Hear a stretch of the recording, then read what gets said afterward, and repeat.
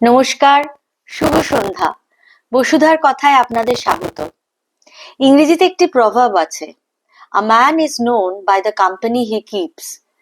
তো কিরকম সঙ্গ আমরা করব? না, ঠাকুর বলছেন সৎসঙ্গ করতে।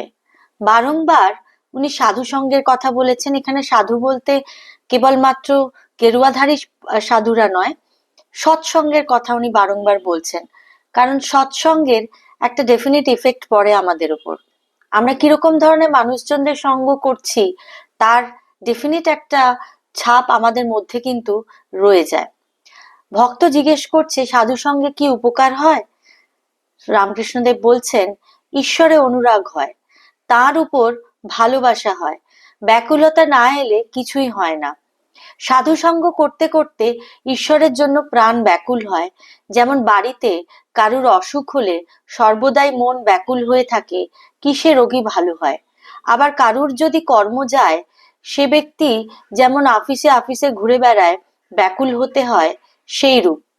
যদি কোনো আফিসে বলে কর্ম খালি নেই, আবার তার পরদিন এসে জিজ্ঞাসা করে আজ কি কোনো কর্ম খালি হয়েছে? আরেকটি উপায় হয়েছে ব্যাকুল হয়ে প্রার্থনা। তিনি যে আপনার লোক, তাকে বলতে হয় তুমি কেমন, দেখা দাও, দেখা দিতেই হবে। তুমি আমাকে সৃষ্টি করেছো কেন? শিখরা বলেছিল ঈশ্বর দয়াময়, আমি তাদের বলেছিলাম দয়াময় কেন বলবো? তিনি আমাদের সৃষ্টি করেছেন যাতে আমাদের মঙ্গল হয়, তা যদি করেন সে কি আর আশ্চর্য হবার জো আছে? মা বাপ ছেলেকে পালন করবে, সে আবার দয়া কি? সে তো করতেই হবে, তাই তাকে জোর করে প্রার্থনা করতে হয়। তিনি যে আপনার মা, আপনার বাপ। ছেলে যখন খাওয়া ত্যাগ করে, মা বাপ 3 বছর আগেই হিস্সা ফেলে দেয়। আবার যখন ছেলে পয়সা চায় আর পুনঃ পুনঃ বলে মা তোর 2টি পায়ে পড়ি, আমাকে 2টি পয়সা দে, তখন মা বেজার হয়ে তার বাকুলতা দেখে পয়সা ফেলে দেয়। সাধু সঙ্গ করলে আরেকটি উপকার হয়, সৎ অসৎ বিচার। সৎ নিত্য পদার্থ অর্থাৎ ঈশ্বর, অসৎ অর্থাৎ অনিত্য। অসৎ পথে মন গেলেই বিচার করতে হয়। হাতি পরের কলা গাছ খেতে সুর বাড়ালে সেই সময় মাহুত ডাঙস মারে। প্রতিবেশী মহাশয়, পাপ বুদ্ধি কেন হয়?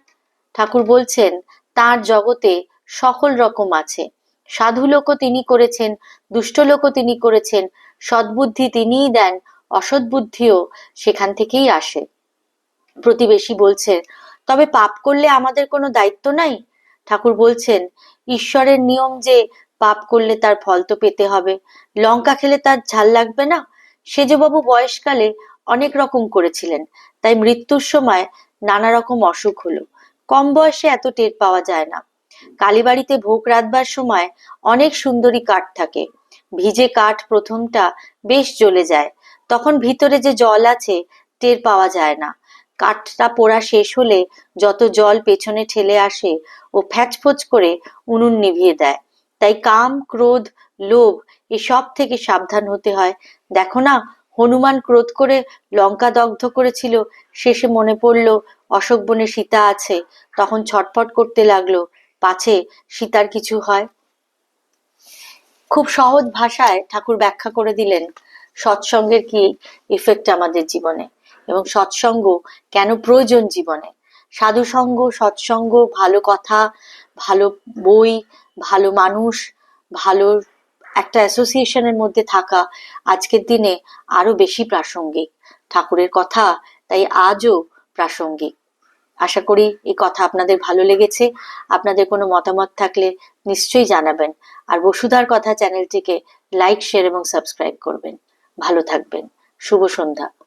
আর আপনাদের কাছে বিনীত অনুরোধ, আপনাদের যদি কোনো মতামত থাকে আমাকে নিশ্চয়ই ইনবক্সে কমেন্ট করে জানাবেন।